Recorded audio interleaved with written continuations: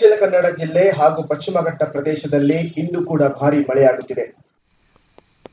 ಮಳೆಯಿಂದಾಗಿ ಕುಮಾರಧಾರಾ ಮತ್ತು ನೇತ್ರಾವತಿ ನದಿ ಉಕ್ಕಿ ಹರಿಯುತ್ತಿದ್ದು ಜಿಲ್ಲೆಯ ಹಲವೆಡೆ ಪ್ರವಾಹ ಭೀತಿ ಎದುರಾಗಿದೆ.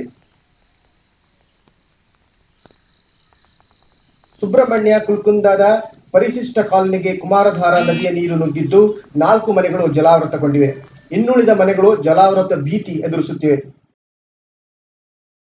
ಮನೆಯವರು ಮುಂಜಾಗ್ರತಾ ಕ್ರಮವಾಗಿ ಬೇರೆಡೆ ಸ್ಥಳಾಂತರಗೊಂಡಿದ್ದು ಸಂತ್ರಸ್ತರಿಗೆ ಗಂಜಿ ಕೇಂದ್ರದ ವ್ಯವಸ್ಥೆ ಇನ್ನಷ್ಟೇ ಮಾಡಬೇಕಿದೆ.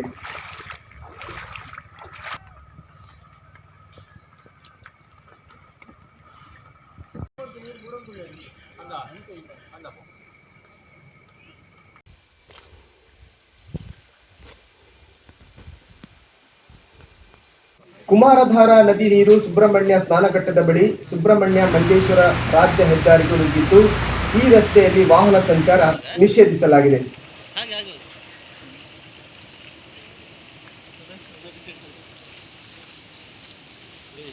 ಅಲ್ಲದೆ ಸುಳ್ಯ ಸುಬ್ರಹ್ಮಣ್ಯ ಸಕಲೇಶಪುರ ಸಂಪರ್ಕಿಸುವ ಬಿಸಿಲೆಘಾಟ್ ರಸ್ತೆಯಲ್ಲಿಯೂ ಮರ ಹಾಗೂ ಗುಡ್ಡ ಕುಸಿದ ಪರಿಣಾಮ ಬಿಸಿಲೆಘಾಟ್ ರಸ್ತೆಯಲ್ಲಿ ವಾಹನ ಸಂಚಾರ ಬಂದ್ ಆಗುವ ಭೀತಿ ಎದುರಾಗಿದೆ.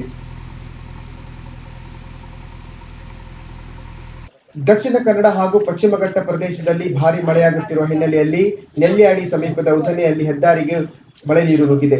ಈ ಪರಿಣಾಮ ಮಂಗಳೂರು ಬೆಂಗಳೂರು ರಾಷ್ಟ್ರೀಯ ಹೆದ್ದಾರಿ 75ರ ಉಧನೆಯಲ್ಲಿ ವಾಹನ ಸಂಚಾರ ಬಂದ್ ಮಾಡಲಾಗಿದೆ. ಉಪ್ಪಿನಂಗಡಿ ಪೊಲೀಸರು ಹೆದ್ದಾರಿಯಲ್ಲಿ ಬಂದೋಬಸ್ತ್ ನಡೆಸಿದ್ದಾರೆ.